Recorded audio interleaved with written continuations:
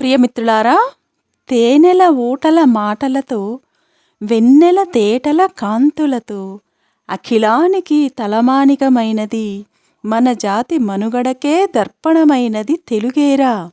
తెలుగంటే అంతేరా, వెలుగుల బాటలు చూపే దివిటీనేరా అంటూ తెలుగు గురించి, తెలుగు పదబంధాల అందచందాలను ప్రత్యేకతలను తెలుపుతూ శ్రీమతి రాజా వాసిరెడ్డి మల్లీశ్వరి అక్క రచించిన ఒక్క పదం అర్థాలెన్నో గ్రంథం నుండి రంభ, రక్తము, రక్ష అను పదములను మీకు వినిపిస్తున్నది శ్రీమతి శ్రీదేవి జక్కా.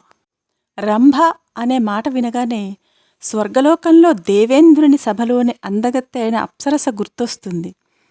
రంభ గురించిన కథలలోకి వెళితే, రంభ విశ్వామిత్రుని శాపానికి గురై అనేక సంవత్సరాలు శిలగా ఉండిపోయిందనే కథ ఉంది. మరి రంభ అంటే కేవలం అప్సరసేనా? ఇంకేమీ అర్థాలు లేవా? అమృతపాణి, కప్పురపుటన అనటి, బొంతెరటి వంటి ఎన్నో రకాల జాతులు కలిగి అరిటి, అనటి, గుచ్చఫల, కదళి వంటి పేర్లతో పిలువబడుతూ పచ్చదనానికి, విశాలాకృతి, మృదుత్వము గల ఆకులకు మూలమై ఆదివారము నాటు అరటి మొలిచింది అంటూ ఎదుగుదలను సూచించే బాలగేయానికి కారణమైన అరటి రంభ అనే పదానికి గల ఒక అర్థం. వాక్కు అర్థము రెండు కలిసిపోయినట్లు జగత్తుకే మాతాపితరులైనారు పార్వతీ పరమేశ్వరులు. శివుడిలో సగభాగమైన పార్వతి జగన్మాతగా పూజలందుకుంటోంది. దక్షయజ్ఞం, గణేశ జననం, ఇలా ఎన్నో కథలు ఆమె చుట్టూ అల్లుకొన్నవే.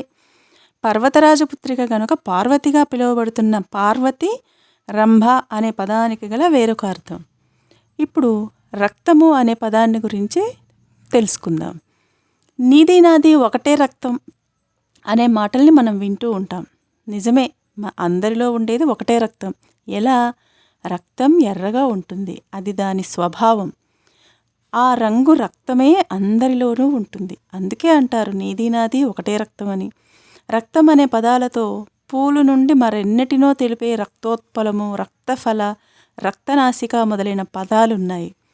పాట గురించి చెప్తూ రాగమందనురాగమొలికే రక్తియొసగును గానం అని అన్నాడు ఒక కవి. అనురాగ తరంగాల తేలి అని మరో కవి అన్నారు.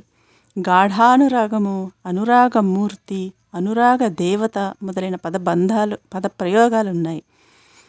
ప్రేషి శర్వరి తమోవీధుల బడి చంద్రుడు రాడే పూర్ణ తేజస్వియగుచు అఘ విదూషిత నీ హృదయంబునందే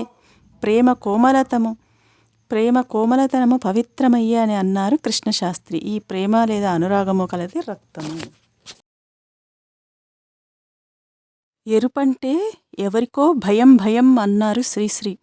అయినా ఎర్రని వేలుపు అయిన ఎర్ర రంగు గల సూర్యుడికి నమస్కారాలు చేస్తాము, పూజిస్తాము. ఎర్ర రంగును పిల్లలకు నేర్పువేళ మందారం ఎరుపు, మంకెన పువ్వు ఎరుపు, చిలుకముక్కు ఎరుపు, దొండపండు ఎరుపు అంటూ చెప్తాము. ఈ ఎరుపు అనేది రక్తము అనే పదానికి గల ఒక అర్థము.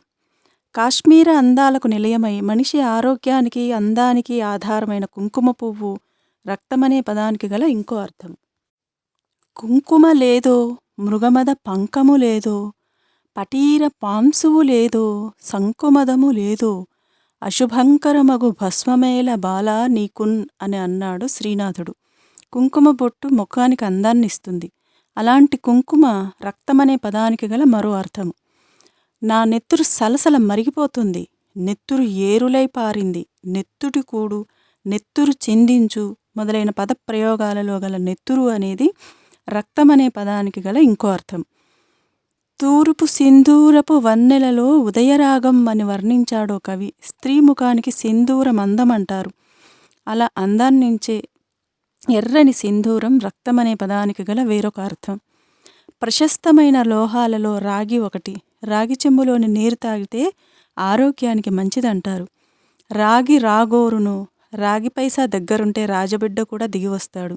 రాగి పైసల చెంత రమ్యమౌ వరిమొలక రాజిల్ల నేర్చునో అంటూ సామెతలు పద్యపాదాలలోని రాగి అనేది రక్తమనే పదానికి గల వేరొక అర్థము. ఇక రక్ష అనే పదాన్ని గురించి తెలుసుకుందాం. అంగరక్ష, ఆదిరక్ష, దివ్యరక్ష, దీనరక్ష, చిన్నిన అబ్బాయికి శ్రీరామ రక్ష అంటూ తల్లి తన పిల్లాడి గురించి పాడుతుంది.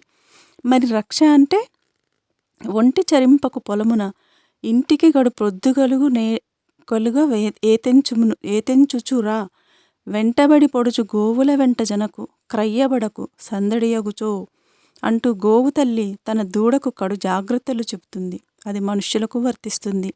ఈ జాగ్రత్త అనేది రక్ష అనే పదానికి గల ఒక అర్థం. శారీరక మానసిక రుగ్మతలకు గురైన వారు మంత్రించిన తాడునో దారాన్నో చేతికో మెడలోనో కట్టుకుంటారు. దాని పట్ల నమ్మకం ఉన్నవారు దానినే తాయెత్తు అని అంటారు. ఆ తాయెత్తు కూడా రక్ష అనే పదానికి గల అర్థమే. మంగళగౌరి వ్రతము, వరలక్ష్మి వ్రతం మొదలైన వ్రతాలను చేసిన స్త్రీలు ఆకుల్ని పూలను కలిపి మాలగా కట్టి దానిని కుడి చేతికి కట్టుకుంటారు. దాన్నే తోరణము అని అంటారు. ఈ తోరణాలను ద్వారబంధాలకు కడతారు. అలా కట్టే ఆ తోరము లేదా తోరణము రక్ష అనే పదానికి గల అర్థమే. బొగ్గుపాల కడుగ పోవునా మలినంబు బొగ్గుపాల కడుగ పోవునా మలినంబు అని అన్నాడు వేమన. బొగ్గులలో మాణిక్యం వలె బొగ్గులకై కల్పతరువు పొడిచినట్లు ఇవి సామెతలు. పైన చెప్పబడ్డ బొగ్గు అనేది రక్ష అనే పదానికి గల అర్థమే. ప్రజలకు రక్షణ కలిగించాల్సిన బాధ్యత ప్రభుత్వాలది. ప్రజల రక్షణ కోసమే రక్షక భటులున్నారు. పొలాలలోని పంట గింజలకి పక్షుల నుండి రక్షణ కలిగించడానికి దిష్టి బొమ్మల్ని ఉంచుతారు. ఇళ్ళు పొలాల చుట్టూ రక్షణ కోసమే ప్రహరీ గోడలు కంచెలు వేస్తారు. రక్షణను కల్పించే వారిని రక్షకుడు అని అంటారు. ఈ రక్షణ అనేది కూడా రక్ష అనే పదానికి గల అర్థమే. ద్రుమామయము, కృమిజ, వరవర్ణని మొదలైన పేర్లతో పిలువబడే లక్కతో కట్టిన ఇంట్లో తల్లి అయిన కుంతితో కలిసి పాండవులు నివసించారని, వారిని దాయాదులైన కౌరవులు ఆ లక్క ఇంటికి నిప్పు పెట్టారని, అప్పుడు భీముడు తన వారిని కాపాడాడని భారత కథ. వేడి తగిలితే చాలు కరిగిపోయే ఈ లక్క అనేది రక్ష అనే పదానికి గల అర్థమే. వంట చేసే సమయంలో వేడి గిన్నెలు తగిలి లేదా కావాలనే పెడితేనో శరీరంపై కలిగే వాతలు రక్ష అనే పదానికి గల అర్థమే. శివుడు శరీరమంతా విభూదిని పూసుకుంటాడని అంటారు. చాలామంది విభూదిని బొట్టుగా పెట్టుకుంటే మరికొందరు నుదురంతా పూసుకుంటారు. అలా పూసుకున్న ఆ విభూది కూడా రక్ష అనే పదానికి గల అర్థమే. బొట్టు పెట్టి పిలవాలా అనే మాటలను విన్నారా ఎప్పుడైనా? చిత్రకము, చిత్రము, చుక్క తిలకము, విశేషము అని పిలువబడుతూ అడ్డబొట్టు, నిలువుబొట్టు, చుక్కబొట్టు, పచ్చబొట్టు మొదలైన విధంగా ఎన్నో రకాలుగా ఉండే బొట్టు కూడా రక్ష అనే పదానికి గల అర్థమే.